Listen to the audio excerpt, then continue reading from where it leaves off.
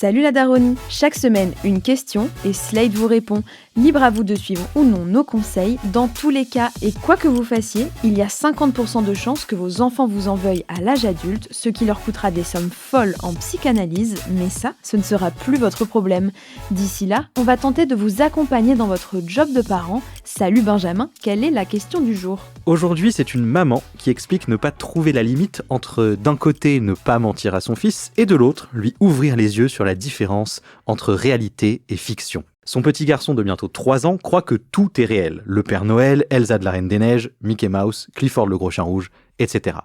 Bien sûr, la mère lui dit parfois qu'Elsa est juste un personnage fictif, ce à quoi il répond qu'elle est bien réelle et qu'ils vont s'amuser quand elle viendra jouer. Comment réagit la maman alors ? Elle pense que continuer à démentir les propos de son fils est cruel et inutile. Alors elle lui répond parfois juste « peut-être », pour ensuite passer à un autre sujet.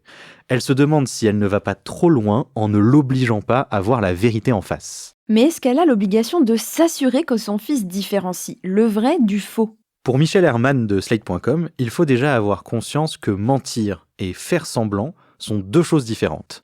Bien sûr, il y a parfois une ligne floue entre les deux, comme par exemple lorsque les parents continuent à insister sur le fait que le Père Noël ou la petite souris sont réels, quand leurs très jeunes enfants leur demandent s'ils existent. Qu'est-ce que tout ça implique pour les enfants ? Les enfants qui inventent leurs propres scénarios, leurs propres jeux de simulation, veulent souvent y croire, même s'ils savent qu'ils sont inventés.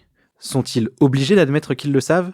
Peut-être, mais il faut avant tout penser à leur plaisir. Michel Herman a d'ailleurs fait face au même cas. En effet, avec sa fille qui, quand elle avait 3 ans, insistait pour dire qu'elle était un dinosaure déguisé en être humain. Michel Herman n'a pas eu besoin de la persuader que ça ne pouvait pas être vrai. L'enfant connaissait la vérité, mais faisait quand même comme si. Ce garçon peut donc continuer à vivre dans son monde imaginaire ? Il sait certainement au fond de lui que ses amis imaginaires ne sont pas réels, contrairement à sa mère ou aux autres personnes avec qui il interagit dans la vie réelle. Il est simplement totalement investi dans un jeu de simulation, et si sa mère faisait pareil, elle ne mentirait pas, elle entrerait dans son monde imaginaire avec lui, ce qui est tout simplement un bon comportement venant d'un parent aimant. C'est donc la meilleure réaction à avoir en tant que parent. Lorsque ce petit garçon certifie qu'Elsa est réelle, c'est parce que quand on a 3 ans ou plus, faire semblant n'est pas amusant s'il faut reconnaître que tout est faux, tout comme il n'est pas amusant de lire un roman si vous vous rappelez à chaque page que les personnes qui vous passionnent tant sont inventées. D'après Michel Herman, il faut donc laisser faire. Merci Benjamin pour tous ces conseils. On espère que ça aidera tous les parents confrontés à la même situation. Retrouvez Salut la daronnie la semaine prochaine pour de nouveaux conseils parenting. Et d'ici là, surtout, bon courage. Salut la daronnie est un podcast produit et réalisé par Slate.fr sous la direction de Christophe Caron et Benjamin Septem-Ours. Concept, Christophe Caron. Format, Benjamin Septem-Ours. Traduction, Clara Frances.